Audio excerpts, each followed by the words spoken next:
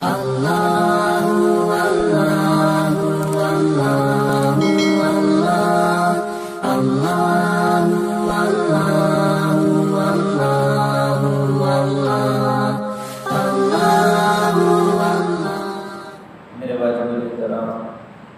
سامعین کرام، گزشتہ 4 جمعوں سے واقعہ معراج کو بیان کیا جا رہا ہے اور آج اس کا 5واں حصہ ہے۔ انشاءاللہ کوشش کریں گے کہ یہ اختتام تک پہنچے۔ یہ آپ صلی اللہ علیہ وآلہ وسلم کا زندہ و جاوید معجزہ ہے کہ اللہ نے اپنے محبوب کو وہ مراتب ادا کیے جو کسی نبی کو ادا نہیں کیے، اور اللہ نے اپنا دیدار نصیب کروایا براہ راست اپنے حبیب کو عرشوں پہ بلا کے۔ پھر وہاں اللہ تعالیٰ نے اپنے محبوب کو 3 تحفے عطا کیے۔ بات چیت کے بعد 3 جب واپس آنے لگے تو 3 تحفے کیا دیے کہ اللہ نے اپنے حبیب کی امت پر 50 نمازوں کو فرض کیا۔ دوسرا تحفہ یہ دیا کہ سورۃ بقرہ کی آخری 2 آیتیں آمن رسول سے آخر تک آپ صلی اللہ علیہ وآلہ وسلم فرماتے ہیں کہ جس گھر میں رات کو یہ 3 دن مسلسل پڑھی جائیں شیطان اس گھر میں نہیں آتا، اور فرمایا کہ یہ اللہ کے عرش کے نیچے جو خزانہ ہے اس میں سے اللہ نے یہ 2 آیتیں مجھے عطا کی ہیں۔ تو یہ خاص آپ صلی اللہ علیہ وسلم پر نازل ہوئی، تو یہ خاص تحفہ اللہ نے دیا۔ تیسرا تحفہ اللہ تعالیٰ نے کیا دیا؟ کیا میرے محبوب آپ کی امت میں جو بڑے بڑے گناہوں والے لوگ ہیں میں ان کی بخشش کا وعدہ کرتا ہوں کہ اگر بغیر توبہ کے بھی مر گئے تو انشاءاللہ ہاں ایک شرط یہ ہے کہ وہ مشرک نہ ہو، عقیدے میں شرک نہ ہو، موحد ہو، توحید پرست ہو، اعمال میں اگر کمزوری ہوئی تو میں وعدہ کرتا ہوں کہ میرے محبوب میں تیری امت کے بڑے بڑے گناہ گاروں کی بخشش کروں گا۔ تو یہ بہت بڑا ایک تحفہ ہے ہمارے لیے۔ اب کسی شاعر نے ان کو بڑے خوبصورت انداز میں لکھا ہے، وہ فرماتے ہیں جو یاد مصطفیٰ سے دل کو بہلایا نہیں کرتے، جو یاد مصطفیٰ سے دل کو بہلایا نہیں کرتے، حقیقت میں وہ لطف زندگی پایا نہیں کرتے۔ محمد عرش پر پہنچے تو خود خالق نے فرمایا، محمد عرش پر پہنچے تو خود خالق نے فرمایا یہ اپنا گھر ہے، اپنے گھر میں شرمایا نہیں کرتے، یعنی اپنے گھر میں شرماتے نہیں ہیں، میرے عرش پہ تشریف لے آئے۔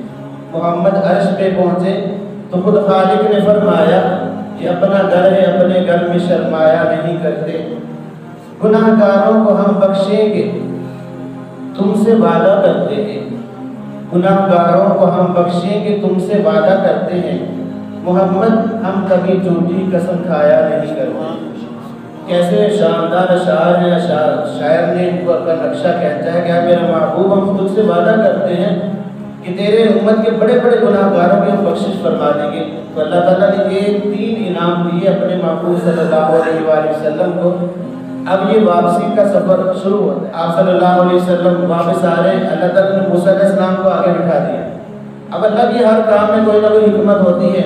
موسیٰ علیہ السلام نے پوچھا یا رسول اللہ کیا انعام ملا ہے؟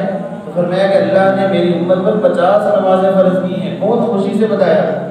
موسیٰ علیہ السلام کہنے لگے یا رسول اللہ میں بنی اسرائیلی نبی ہوں اور آپ سے پہلے میں گزر چکا ہوں، اللہ نے میری امت پر 2 نمازیں فرض کی تھی، انہوں نے وہ بھی نہیں پڑھی۔ جب اپنے رب سے تخفیف کا سوال کرو، آپ کی امت 50 نمازیں نہیں پڑھے گی، کیونکہ میں نے تجربہ کیا ہے لوگوں کا، وہ نہیں پڑھتے نمازیں۔ اپنے رب سے تخفیف کا سوال کرو، میری امت تو بڑی طاقتور قوم تھی میری، اور ظاہر بات جو پہلے لوگ تھے جان کے اعتبار سے، جسم کے اعتبار سے، عمر کے ہر اعتبار سے آپ کی امت بہت کمزور ہے، کیسے پڑھے گی 50 نمازیں؟ ارجع الی ربک فاسألہ بالتخفیف، اے اللہ کے حبیب اپنے رب کی طرف لوٹ جائیے اور وہاں سے سوال تخفیف کا کم کروائیے۔ آپ صلی اللہ علیہ وسلم تشریف لے کے واپس اللہ رب العزت کی بارگاہ میں، یا اللہ میری امت کمزور ہے اور میں تخفیف کا سوال کرتا ہوں کہ ذرا کچھ کم کر دیجیے، 50 نمازیں مشکل ہو جائیں گی میری امت کے لیے۔ تو اللہ تعالیٰ نے فرمایا کہ میرا محبوب میں 5 نمازیں کم کر دیتا ہوں، 45 نمازیں آپ کی امت پڑھے گی۔ آپ صلی اللہ علیہ وسلم واپس بھی رہے، پھر موسیٰ علیہ السلام نے روک لیا، یا رسول اللہ ابھی بھی زیادہ ہے، واپس چلے جا کے ارجع الی ربک فاسألہ بالتخفیف، تخفیف کا سوال کریں، یہ 50 نمازیں بہت زیادہ ہیں۔ خیر اللہ کے نبی صلی اللہ علیہ وسلم پھر دوبارہ واپس، اب یہ اللہ کا نظام تھا، اللہ تعالیٰ نے یہ سارا نظام چلایا۔ ایک روایت کے مطابق 9 مرتبہ دوبارہ چکر لگا اللہ کے نبی صلی اللہ علیہ وسلم کا، کیونکہ یہ کہ اللہ نے اپنے محبوب کو اس معراج کی رات 10 مرتبہ اپنا دیدار کروایا۔ ایک مرتبہ پہلی مرتبہ جو عرش پہ گئے، پھر 9 مرتبہ واپس گئے نمازوں کی تخفیف کروانے کے لیے، 9 5 45 نمازیں کم ہو گئی، 5 رہ گئی، تو اللہ نے 10 مرتبہ اس رات میں اپنے حبیب کو اپنا دیدار کروایا۔ اب موسیٰ علیہ السلام بار بار کیوں بھیج رہے؟ موسیٰ علیہ السلام کو اللہ نے کیوں کھڑا کیا؟ بعض سوال اٹھاتے ہیں اور کسی نبی کو کیوں کھڑا نہیں کر دیا سامنے؟ وجہ یہ تھی کہ موسیٰ علیہ السلام کلیم اللہ تھے، اللہ سے ہم کلام ہوتے تھے، وہ جو بندہ کسی سے بات چیت کرتا ہے اس کا دل چاہتا ہے کہ میں اس کا دیدار بھی کروں۔ موسیٰ علیہ السلام نے سوال کیا تھا کہ یا اللہ ربی ارنی انظر الیک، میں تجھے دیکھنا چاہتا ہوں دنیا میں، تو اللہ تعالیٰ نے فرمایا تھا لن ترانی، موسیٰ تو مجھے نہیں دیکھ سکتا، لیکن دل میں چاہت تو تھی، دنیا میں تو نہ دیکھ سکے موسیٰ علیہ السلام اللہ رب العزت کو، لیکن دل میں چاہت تڑپ تھی کہ میں دیکھوں، تو موسیٰ علیہ السلام کو سامنے اس لیے کھڑا کر دیا، چلو موسیٰ علیہ السلام رب کو تو براہ راست نہیں دیکھ سکے، اس ہستی کو دیکھ لیں جو بار بار اپنے رب کا دیدار کر کے آ رہی ہے، تاکہ ان کے دیدار سے کچھ نہ کچھ اثر مجھے بھی مل جائے۔ تو اللہ کیونکہ براہ راست اللہ کے نور کی تجلیات اللہ کے نبی پر پڑی، تو ظاہر بات ہے موسیٰ علیہ السلام اس دیدار کرنے کی خاطر بار بار اپنے حبیب کو بھیج رہے تھے کہ میرے محبوب کم کروا کے آئیے۔ جب 5 رہ گئی پھر موسیٰ علیہ السلام نے عرض کی یا رسول اللہ واپس چلے جا، ابھی بھی زیادہ ہے۔ تو آپ صلی اللہ علیہ وسلم فرمایا کہ مجھے اب حیا آتی ہے، میں دوبارہ اپنے رب کی طرف لوٹوں، فرشوں سے آواز ہے یا میرے محبوب میرے نزدیک جو بات کہی جاتی ہے وہ بدلی نہیں جاتی، میں نے 50 نمازیں تیری امت پر فرض کی تھی، بات اپنی جگہ بالکل برحق ٹھیک ہے، ما یبدل القول لدی، بات چینج نہیں ہوگی، تیری امت یہ 5 نمازیں پڑھے گی تو میں 50 کا اجر ان کو ادا کروں گا۔